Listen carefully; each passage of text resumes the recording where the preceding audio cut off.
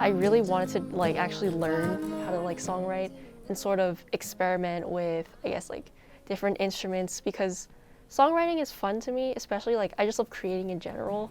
So I really wanted to try this workshop. It's like a really intimate class, but then at the same time, like Miss Barnes like pushes you to be vulnerable, and it's like freeing. You know, songwriting is just as much a form of literature as, you know, poetry or like essay writing.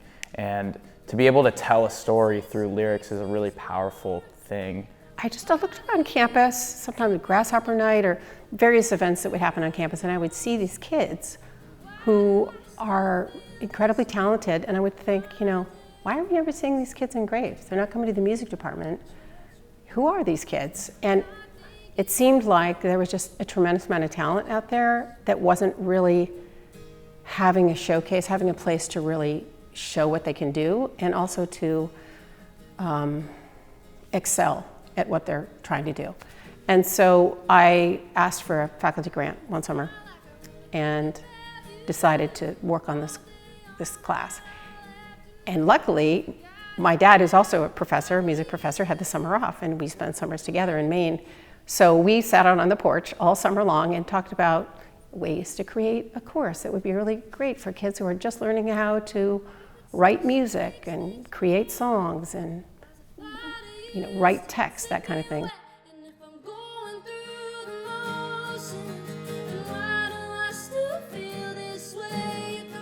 I absolutely loved that class. I think it was such a great group of students, and a lot of them became super close friends of mine. And you know, at the end of the day, music is not all about genre, I think, and I've learned that too as I evolve as an artist and a songwriter. And I just loved that class because it was such a supportive environment, and we all were just pushing each other to write better songs, really. So the first assignment we do, I have them create a playlist, usually 10 to 15 songs of the kind of music they listen to, or the kind of music they might want to emulate. So we start with that and we share that with the class. We do a lot of listening. And then we do a very truncated song. We just do verse, chorus, that's it. And they learn how to write the text, and then how to create a memorable melody. And within that, usually in the chorus, how to create a hook.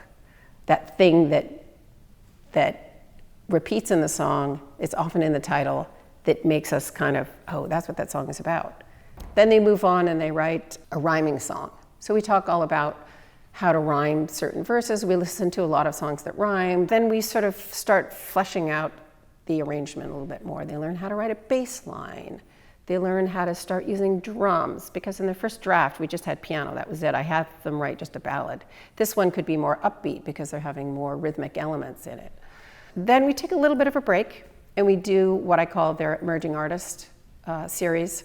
Everybody picks an artist who is not well known, and we pretend we're sort of like the, you know, recording studio executives, and they're pitching this artist to, you know, be signed on the label or something like that. And then we end the term with the story song. I wanted to write like a song about jazz. I opened it up with a like a saxophone solo. And so then I was like, you know, the saxophone seems to really want to take the spotlight on this song, so maybe I'll make the song about a saxophone.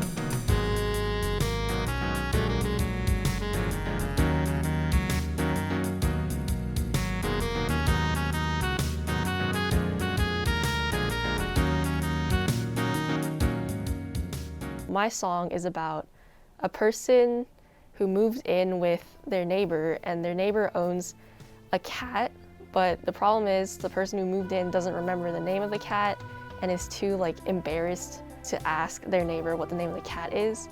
So they sort of spend most of the song trying to figure out the name of the cat, but the problem is the cat's name is always changing. And it turns out there were just multiple identical cats that only showed up at different times. And initially I was thinking that this song could also be sort of upbeat, but I think Dr. Barnes made a really interesting suggestion that I could try making it very like sad and sort of ballad-like just to make it more ironic. It's really important for them, with their text particularly, to feel like they have a personal connection to it.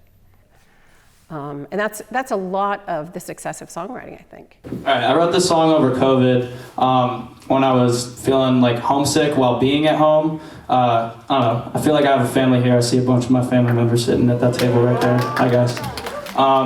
This song's called See You Soon, just about missing this place. After taking that class, I automatically became a better songwriter because I was more aware of really, how to construct a catchy chord progression and how to construct a lyrical concept that, moves through a storyline rather than just like says everything in the first verse and then, the second verse is just trying to pick up the pieces. You know what I mean? There's so much I learned from that course, and I'm really, really glad I took it. We'll all be fine. The key's been turned and thrown away, and Jack has been a friend these days, but I know